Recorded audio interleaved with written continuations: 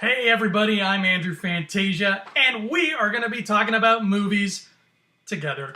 Ba-da-ba-ba-da-ba.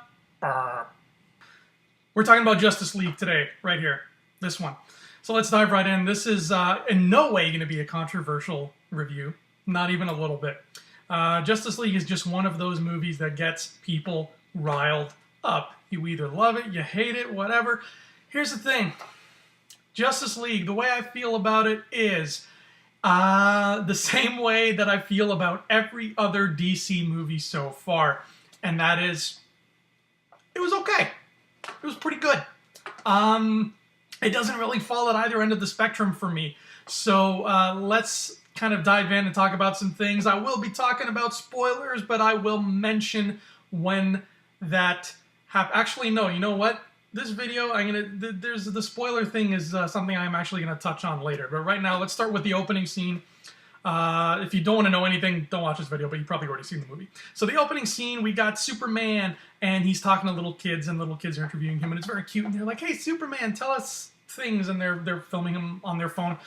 I liked this. I thought this was a really great way to open a movie that has Superman in it, because that's Superman. Superman talks to kids, and he's like, "Hey, brush your teeth and go to school." I'm old. But yeah, that's what people say to children when they're trying to be good role models. So I loved opening this with that scene. That was just a great opening scene altogether, and I love where it ended and when it ended. It was great. And then we get into the whole story, and there's mother boxes and whatnot, and Steppenwolf wants them. Steppenwolf's the bad guy. Steppenwolf is not my favorite villain. He's not. He's just a bland gray guy who just walks around being bland. I love Ciarán Hinds. I mean, he's a great Caesar. He's a great Dumbledore's brother. He's a great lots of things that he does. But it's just, he didn't make Steppenwolf all that interesting. He was just a guy with gray. That's it. So he run around looking for mother boxes, and he's Steppenwolf. I mean, what can I say? I've known who Steppenwolf was for a long time because of the DC trading cards and stuff, so I had a little bit of an idea what to expect. But I can't say I was disappointed because all I've ever known Steppenwolf to be was just a big guy with horns. So I'm not disappointed, but I'm just not a fan, if that makes sense. Steppenwolf is looking for mother boxes, and he goes to the source, which is the Amazons, because they have one, and Atlantis, because they have one. And we get this great moment where Wonder Woman is telling Bruce Wayne, like, "Oh, a long time ago, this happened, and there was this war," and she starts going through this story that she tells, and there's a war happening, and we cut back to it, and it's exactly, it gives you those feels like the opening prologue from the Fellowship of the Ring. You've got this grand army, and all these bad guys and good guys are fighting each other, and it's insanity. And then we see my favorite things ever. We see Green Lanterns. Green Lanterns are there. They're in the movie, and they're flying around, and they're using their powers, and one of them dies, and the ring flies off. It's so freaking cool. I don't know if you all remember this, but way back in the day when Justice League was, like, announced, what was that, like 3 years ago now? There was those posters that would say, "Unites the Seven," because there's 7 members of the Justice League. We stopped seeing those posters because we're not getting 7 characters in this movie. We're getting 6. The 7th one's Green Lantern. And there's no, aside from these little cameos, there are no Green Lanterns in this movie. And I love my Green Lantern. I mean, look at this. Look at this insanity. Look at how much, this is Green Lantern stuff. Look, I own these. I bought these with money. This is ridiculous. That's how much I love Green Lantern. That's like half of what I have. So I really want to dive into that galaxy, just not with the Ryan Reynolds team. Let's not go there. I was not mad that we're not getting Green Lantern, but I was psyched that we got some tidbits of it. Then we move on and we get into the story, and the team forms, and everybody's starting to argue as they do. And I actually kind of dug this part, because when you get into the realm of superheroes teaming up, inevitably you're going to have at least 2 heroes who don't get along, and they start getting at each other's throats, and they start fighting. We saw it in Avengers. We see it every time Spider-Man teams up with somebody. We see it in The Defenders on Netflix. It's always going to happen. When you put superheroes in a room, they fight. They are like children. It was inevitable that we would get this, and we did get it. We got Batman and Wonder Woman disagreeing about stuff. They lock horns. They're not happy with each other. But I liked how they did it because it felt real. It felt like this is a real issue that these two would see different points of view on. And B, they both handled it the way I think the characters would handle it. They both sort of got really upset and got in each other's face, and even there was some physical contact going on. But then there was a point where both of them stopped and dialed it back because they realized, like, this person's my friend. I'm not gonna take this further. And that's something that I think was even a little bit more mature than the way it was handled in the Avengers. And I love the Avengers. Avengers is friggin' my heart and soul. So I liked how Batman and Wonder Woman each got to this point where they're like, listen, you. I'm sorry I yelled. But it's friends? Okay. Like, that was cool. I could get behind that. I was going to say spoiler alert, but let's be real. Everybody knew this was happening. Superman comes back. He was dead in Batman v Superman, but everybody knew he's coming back in this movie. Otherwise, it'd be Unite the Five at this point, and I think they've already cut down enough as it is. Superman arrives, and the whole Justice League is trying to reason with him. But the thing is, he's a little bit crazy because when you come back from the dead, that's probably going to happen. And he's not quite sure what's going on or who is what or what is when. And he decides the best thing to do is to attack all these people because they're scary. So he starts fighting the rest of the Justice League.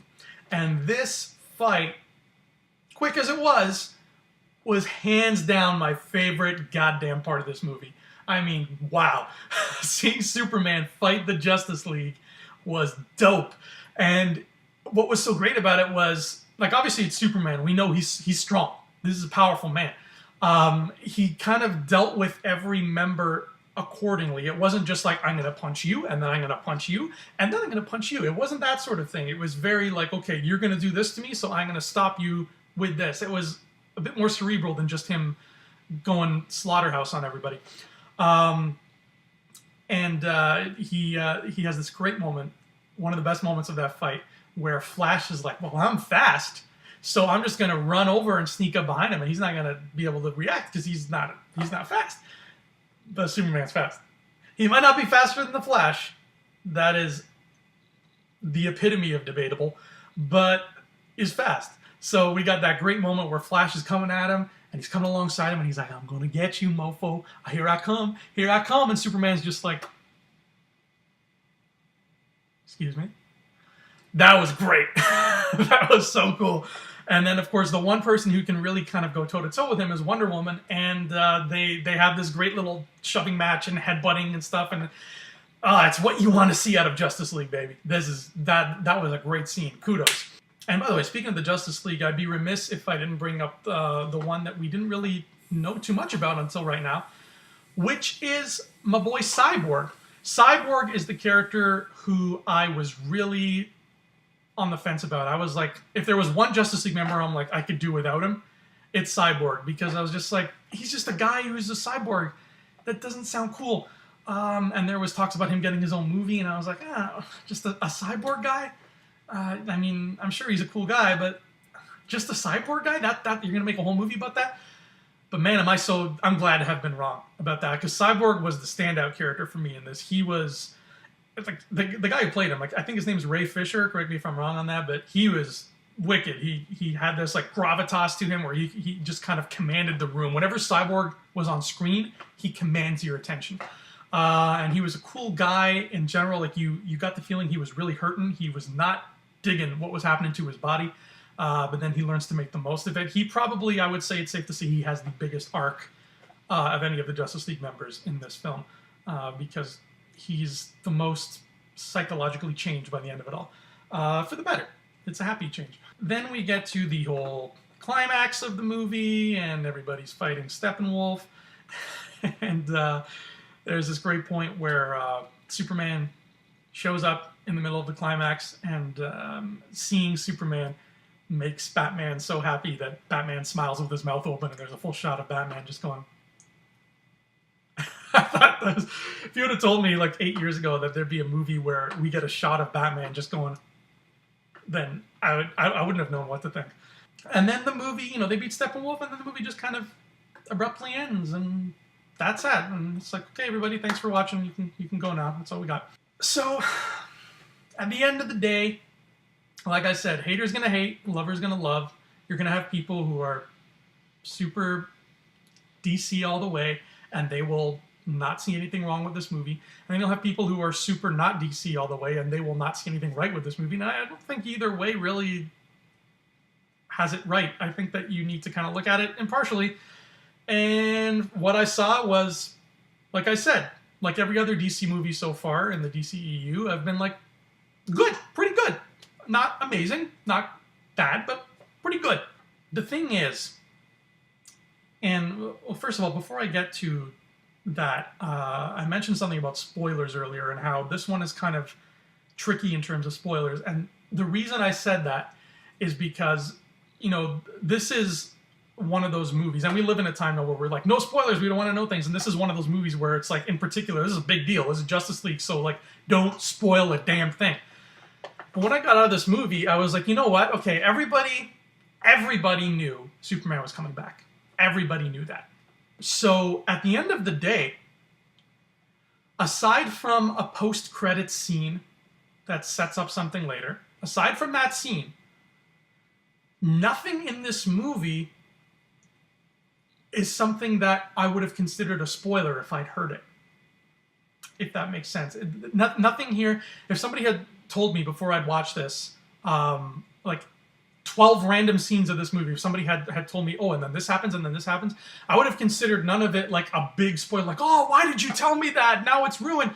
It was just a very basic by the numbers. They get together, some bad stuff happens, they regroup, and they win. That's not a bad thing. I'm not saying that to the movie's detriment. I'm just saying that that's just sort of more of an observation that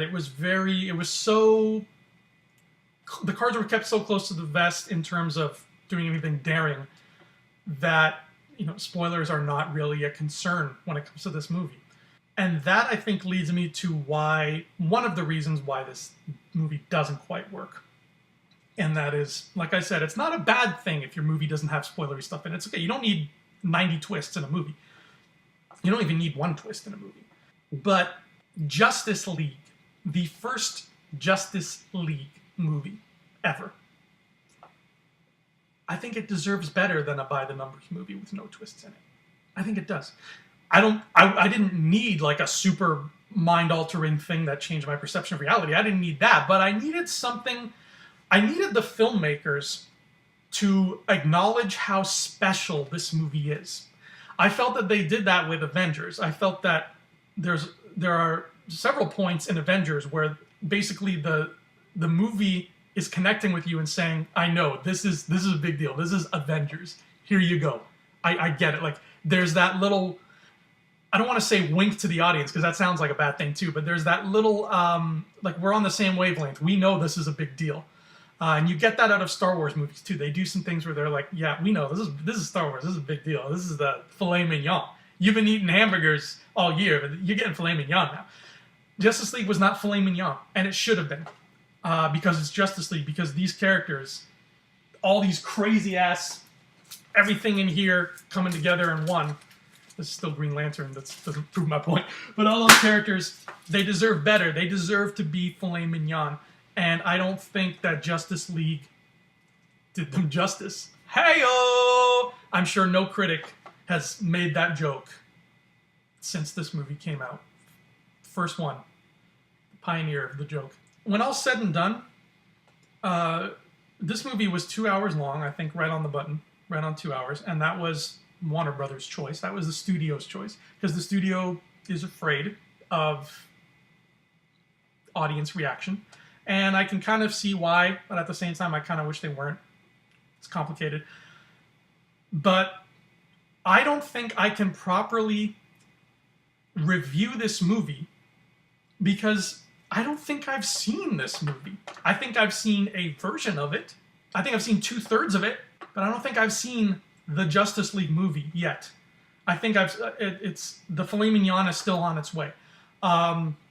It's like that trick that stores do when a store has a display, and like, let's say they have this big cylinder and they have things sticking out of the cylinder, and you think, wow, that cylinder is full of all those things, but really they're only like that many things, and then the rest is like tissue paper that's sort of taking up all the space.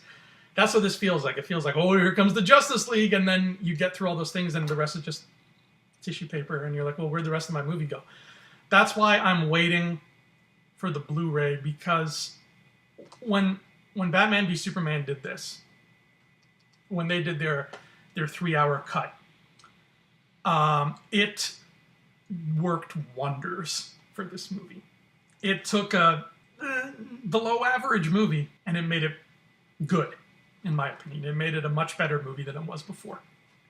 And Justice League, if a movie deserves to be 3 hours long, I would ask for Justice League to be 3 hours before this. So Justice League deserves that treatment, I think. And until it gets it, and I don't even know if it will, but I hope it does, but until it gets it, I can't say for certain whether I truly liked or disliked this movie. I can't really give it that final point, that final score, that final review, because I feel like I haven't seen the whole thing yet.